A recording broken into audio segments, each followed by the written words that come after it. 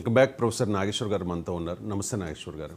So భారతదేశంలో చాలామంది వేదన, ఆవేదన, ఒక 100 గ్రాముల బరువు ఎక్కువ ఉందని చెప్పి మనకి ఫైనల్ వరకు చేరుకున్న రెగ్యులర్ వినేష్ ఫోగట్కు అనర్హత వేటు పడింది సార్. దీని మీద మొత్తం అంతా కూడా భారతీయులందరూ కూడా ఏకమై ఫోగట్కు మద్దతుగా నిలుస్తూ ఉన్నారు. నరేంద్ర మోడీ కూడా ఒక ట్వీట్ చేశారు, Vinesh you are a champion among champions, you are India's pride and an inspiration for each and every Indian. నాకు తెలిసి ఒలింపిక్స్లో ఇలాంటి ఘటనలు అరుదుగా జరుగుతాయేమో.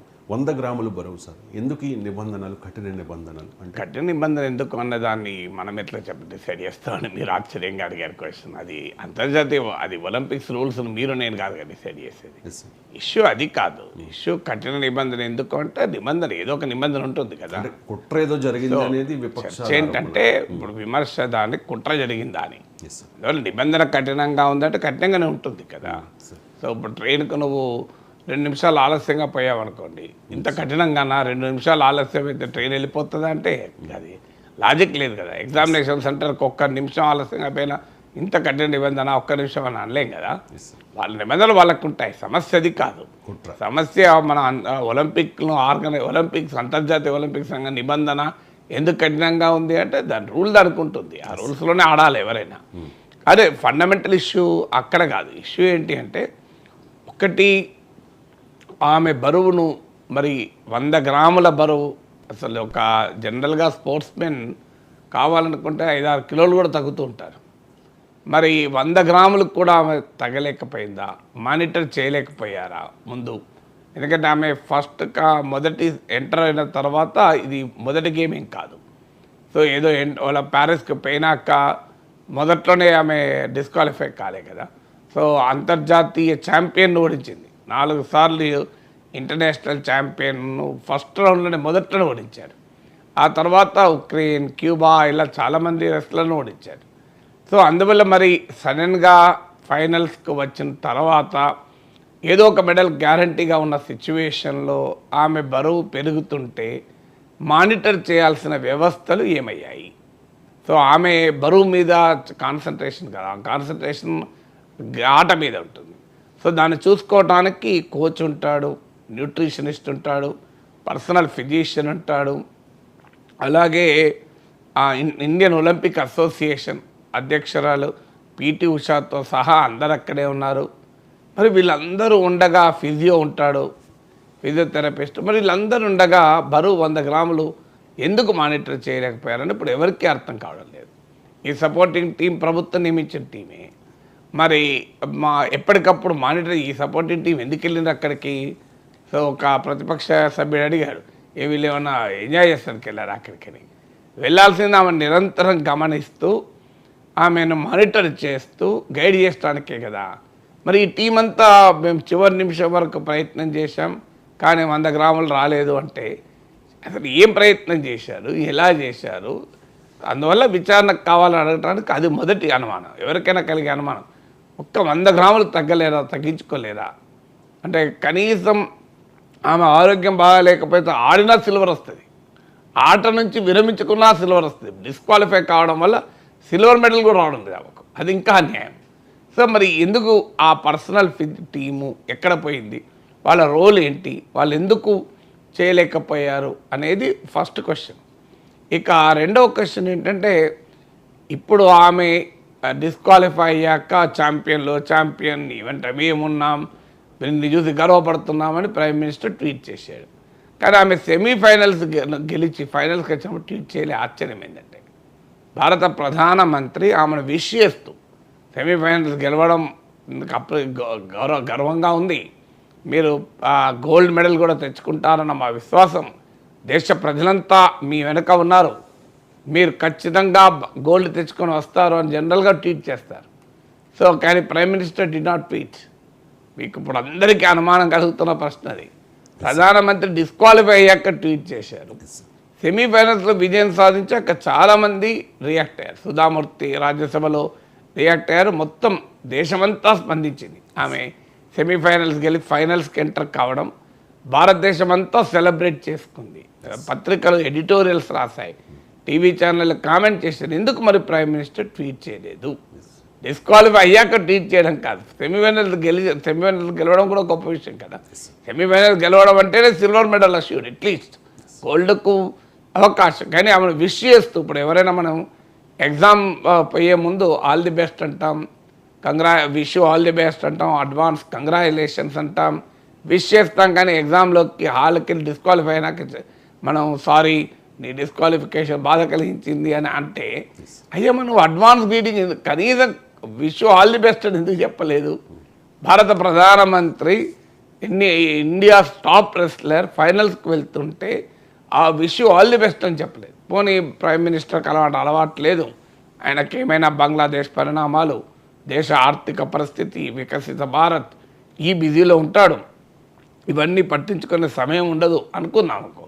మనకు తెలుసు పరీక్షపై చర్చ అంటూ విద్యార్థులతో చర్చ పెడతారు, క్రీడాకారులతో ఫోటోలు దిగుతారు, ఎవరైనా మెడల్స్ వస్తే వెంటనే వాళ్ళని అప్రిషియేట్ చేస్తుంటారు, వాళ్ళ క్రికెట్ టీం ఓడిపోతే డైరెక్ట్గా అక్కడికి వెళ్ళి గ్రౌండ్కి వెళ్ళి వాళ్ళను ఓదారుస్తుంటాడు. సో వాళ్ళకు ఫోన్ చేసి మాట్లాడుతుంటారు. ఇలాంటి ప్రొయాక్టివ్ ప్రైమ్ మినిస్టర్ కదా. మరి ఎందుకని విష్ చేయలేదు ఫైనల్స్ ఎంటర్ అయినప్పుడు అనేది ఇప్పుడు ఎవరికీ అర్థం కాని ప్రశ్న. సో ఇది రెండవ ప్రశ్న. ఇక మూడవ ప్రశ్న ఏంటి? ఈమె బ్యాక్గ్రౌండ్, వినేష్ ఫోగట్ బ్యాక్గ్రౌండ్ ఏంటి?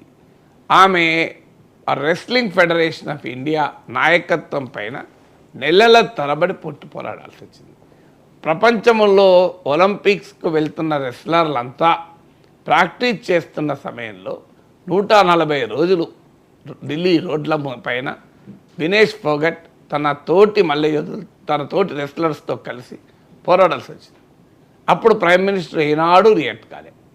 మరి ఇప్పుడు ఛాంపియన్ ఆఫ్ ద ఛాంపియన్స్ అంటుంటే, మరి ఛాంపియన్స్ రోడ్డు మీద 140 రోజులు పోరాడుతుంటే వాళ్ళకి పోలీస్ స్టేషన్కి వెళ్ళి కేసు పెడితే ఎఫ్ఐఆర్ కూడా దాఖలు చేయనప్పుడు ఎందుకు ప్రైమ్ మినిస్టర్ మౌనంగా ఉన్నాడు? బేటీ బచావ్ అనే నినాదం ఇచ్చిన ప్రైమ్ మినిస్టర్ మమ్మల్ని బచావ్ అనే కదా వాళ్ళు ఆ బిడ్డలు పోయింది. సో వాళ్ళు పోనీ దేనికి పోయారు? వాళ్ళు ఏమీ సొంత పనుల కొరకు పోలే, రాజకీయ డిమాండ్ల పైన కాదు. మా పైన రెస్లింగ్ ఫెడరేషన్ ఆఫ్ ఇండియా అధ్యక్షుడైన బ్రిజ్భూషణ్ శరణ్ సింగ్, బీజేపీ సీనియర్ నాయకుడు, ఎంపీ, మా పైన లైంగికంగా మమ్మల్ని వేధించారని వెళ్ళారు. ఒక్కరు కాదు, సాక్షి మాలిక్, వినేష్ ఫోగట్, ప్రతి ఒక్కరు వెళ్ళారు. మళ్ళీ విచిత్రం ఏంటంటే ఇంతమంది వెళ్ళినప్పుడు కనీసం వాళ్ళ కేసు కూడా ఢిల్లీ పోలీస్ అంటే అది కేంద్ర హోంమంత్రి పరిధిలో ఉంటుంది, కనీసం కేసు తీసుకోకపోతే సుప్రీంకోర్టుకి వెళ్ళి కేసు పెట్టుకోవాల్సి వచ్చింది. ఇన్ని రోజుల పాటు నిరసన తెలుపుతుంటే ప్రైమ్ మినిస్టర్ ఒక్కరోజు పిలిచి ఏంటమ్మా ఏంటి మీ సమస్య, ఎందుకు పోరాడుతున్నారు, దేశం గర్వించేటువంటి బిడ్డని ఇప్పుడు ప్రైమ్ మినిస్టర్ ట్వీట్ చేశాడు కదా, భారతదేశం మొత్తం నిన్ను చూసి గర్వపడుతోంది అన్నారు కదా. అలాంటి పడే బిడ్డను రోడ్డు మీద నిరసన జరుపుతుంటే ఎన్నడూ ఒక్కరోజు పిలిచి ఏంటమ్మా అసలు ఇష్యూ, నేను ఖచ్చితంగా చర్య తీసుకున్నాను, ఎందుకు కాన్ఫిడెన్స్ ఇవ్వాలి? ఇచ్చుంటే ఆమె 140 రోజులు ప్రాక్టీస్ వదిలేసి పోరాడాల్సి వచ్చిన పరిస్థితి ఉండేది కాదు. ఆ ప్రాక్టీస్ చెయ్యక కోల్పోయినా కూడా ఆమె ఫైనల్స్కి వచ్చింది. అది గొప్పతనం చూడండి.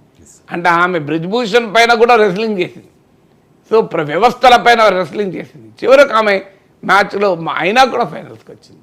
అంటే ప్రభుత్వం ఇన్ని వేధింపులు చేసినా ఇంత అవమానించిన ఆ రోజుల్లో అసలు మామూలు అవమానం కాదు. బీజేపీ ప్రతినిధులు జాతీయ టీవీ ఛానళ్ళకు వచ్చి వీళ్ళ పని అయిపోయింది, వీళ్ళకి మెడలకు తెచ్చుకునే సీన్ లేదు, వీళ్ళు రిటైర్ అయ్యే స్థాయికి వచ్చారు, వీళ్ళకి అసలు రెస్లింగ్ అయిపోయింది, వీళ్ళు పొలిటికల్ క్యారియర్ కొరకు చూస్తున్నారు, వీళ్ళకి రెస్లింగ్ క్యారియర్, ఇన్ని రకాల విమర్శలు చేశారు. పాపం ఈ వినేష్ ఫోగట్ పైన కూడా చేశారు, మామూలుగా చేయలేదు. వినేష్ ఫోగట్ పైన, సాక్షి మలిక్ పైన మీరు అంత ట్రోలింగ్ చేశారు, వాళ్ళని వేధించారు, వాళ్ళని ఒక రకంగా మానసికంగా హింసించారు. ఇప్పుడు ఆ బిడ్డ ఫైనల్స్కి వెళ్తే డిస్క్వాలిఫై అయితే ఆ క్రెడిట్ మళ్ళీ కొట్టేసేటువంటి ప్రయత్నం. మీరు ఛాంపియన్లు మిమ్మల్ని మించిన వాళ్ళు లేరు, దేశమంతా మీ వెనకాల ఉన్నది. నిన్నటిదాకా మీరు ఒక్కసారి వెళ్ళి చూడండి మీ పరివారం ఎలా ట్రోల్ చేసిందో, వినేష్ ఫోగట్ని ఎంత అవమానంగా ట్రోల్ చేశారో చూడండి. ఇదే మహిళా రెస్లర్ల పైన మామూలు ట్రోలింగ్ కాదు పరివారం అంతా. మరి అప్పుడు ప్రైమ్ మినిస్టర్ ఎందుకు గుర్తురాలేదు ఛాంపియన్స్ అని? వాళ్ళు లాస్ట్ మినిట్ వరకు మాకు న్యాయం కావాలని పోరాడారు. బ్రిజ్భూషణ్ శరణ్ సింగ్ అన్ని రకాల ఎవిడెన్స్లు క్లియర్గా కనబడుతున్నా కూడా ఆయన పైన ఇప్పటి వరకు చర్య లేదు. ఈవెన్ టిల్ టుడే చేయలేదు. మళ్ళీ ఇప్పుడు రెస్లింగ్ ఫెడరేషన్ ఆఫ్ ఇండియాలో కూడా ఎవరున్నారు? అదే బ్రిజ్భూషణ్ శరణ్ మనసులే ఉన్నారు. ఇప్పుడు అనుమానం రావటానికి కారణం కూడా అదే. మీరు మా భారతదేశానికి మెడల్ తెచ్చేటువంటి క్రీడాకారులను లైంగికంగా వేధించినటువంటి వ్యక్తి సంబంధించిన మనుషులే రెస్లింగ్ ఫెడరేషన్ ఆఫ్ ఇండియాలో ఉన్నారు. అందువల్ల ఈ అనుమానం వస్తుంది, ఆమెను కావాలని ఇలా చేశారా అని. ఎందుకంటే ఆమె ఎవరు రెస్లింగ్ ఫెడరేషన్ ఆఫ్ ఇండియాని చూసుకోవాల్సింది, వేరే వాళ్ళు కాదు కదా చూసుకోవాల్సింది. లేకుంటే ఛాంబర్ ఆఫ్ కామర్స్ చూసుకుంటుందా ఆమె వెయిట్ ఎంత ఉన్నది అని? లేకపోతే ఇంకెవరు చూసుకుంటారు? మహిళా సంఘాలు చూసుకుంటాయా? చూసుకోవాల్సింది ఇండియన్ ఒలింపిక్ అసోసియేషన్, చూసుకోవాల్సింది రెస్లింగ్ ఫెడరేషన్ ఆఫ్ ఇండియా. ప్రతిపక్ష పార్టీలు వెళ్ళి అఖిలపక్షం చూసుకోదు కదా. ఆమెను ఎవరు చూసుకోవాలి?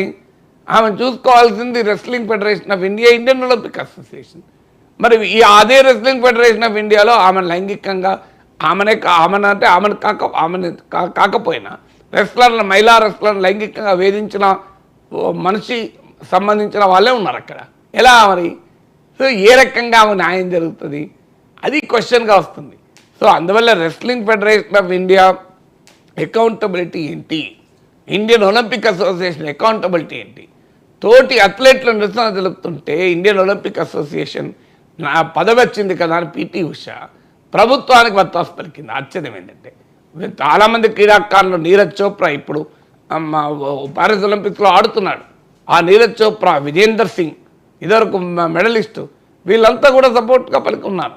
కానీ పిటి ఉషా ఆమెకు ఇండియన్ ఒలింపిక్ అసోసియేషన్ నాయకత్వ అధ్యక్ష పదవి ఇస్తే ఆమె తన తోటి అథ్లెట్లకు వ్యతిరేకంగా మాట్లాడారు.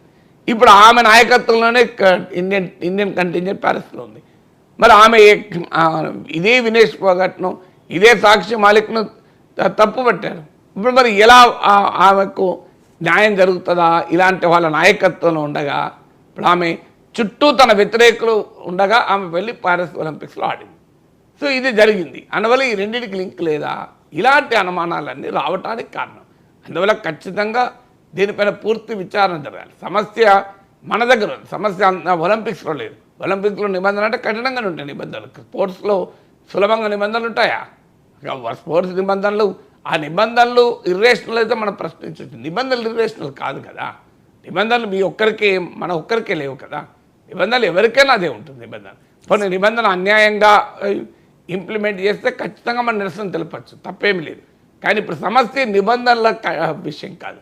సమస్య ఏంటంటే ఈ మొత్తం వ్యవహారాన్ని డీల్ చేసిన Indian Olympic association, wrestling federation of India, sports ministry, వీళ్ళు నియమించిన సపోర్టింగ్ టీం, మరి వాళ్ళంతా ఏం చేస్తున్నారు అనే ప్రశ్నకు ఆన్సర్ కావాలి ఇప్పుడు. Yes sir.